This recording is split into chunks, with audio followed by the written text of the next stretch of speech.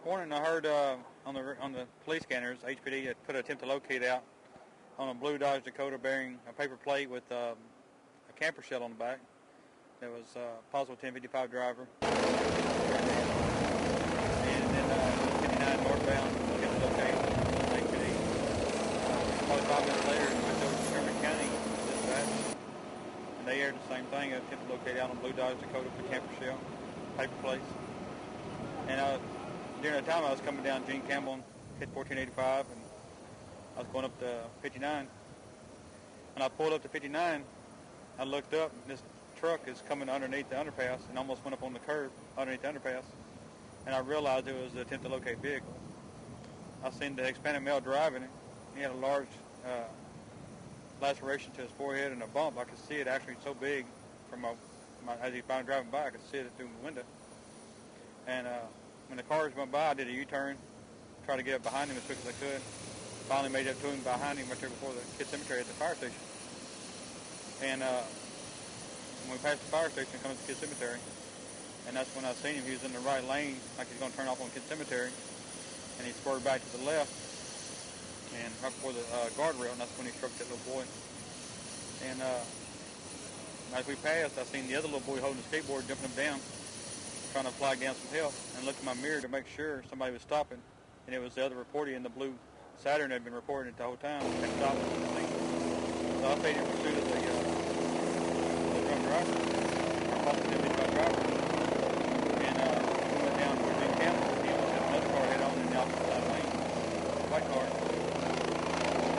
And then we got to Dry Creek at 1485. We turned left in front of the car, and I had my overheads on trying to make sure everybody knew what was going through. And I thought he was going to stop on the corner, and then he seen me and sped off again. We went down to Oak Grove and turned right on Oak Grove, and he's still all over the road. And I look up ahead, probably a quarter mile ahead, and I see 4 kids walking down the road. And I'm thinking, okay, he done hit one kid, he's gonna hit some more.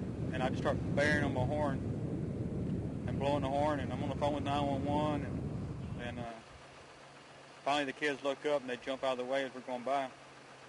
And I followed him to his address. We pulled in his house, and then when I got him up to his house and told him he had struck a child, and he said, I didn't hit nobody. And he went into the house, and then a few minutes later, DPS got there and apprehended him and took him into custody. He went in the house in no shirt or anything, came back out? He come out, when he went in the house, he had no shirt on.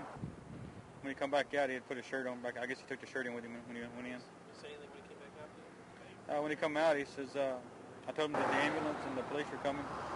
He said, I don't need no ambulance. He said, I surrender to the police.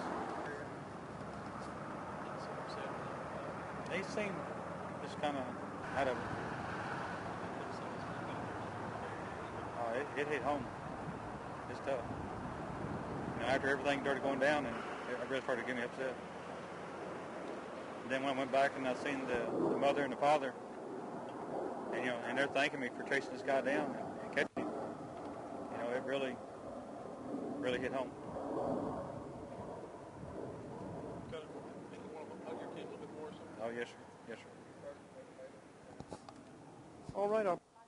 Well, sir, today what happened, there was an attempt to locate put out on that vehicle, possible drunk driver, heading down US 59 northbound. The person had took an exit off 1485 and proceeded to travel west on 1485.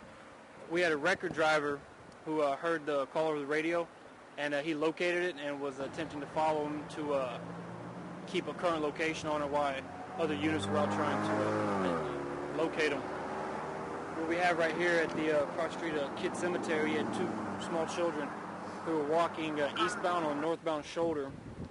As the driver was coming to cross the bridge, he had swerved and struck one of the children, sending the child over the guardrail.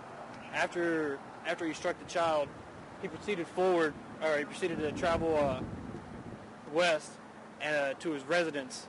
Upon my arrival on the scene, we were getting calls and information of witnesses who were still following the suspected drunk driver, and upon information of that, I did travel over there to the person's residence. I did place someone. I detained him at the time and brought him back to finish up the investigation. I conducted SFSTs on him due to the strong odor of alcoholic beverage on him.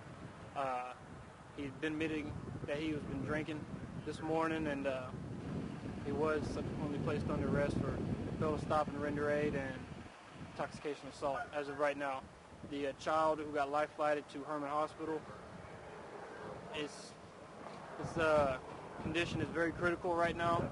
They're not 100% sure if he's going to make it, but as of right now, that he is very critical. And how old is the child? It's 13. And the other boy was okay? That he was walking around? Yes, sir. Whenever the vehicle swerved over, the other young man was able to jump over the guardrail and clear safe. Were they just walking, one carrying a skateboard, or were they both skateboarding or just walking? They were just walking. Okay. All right.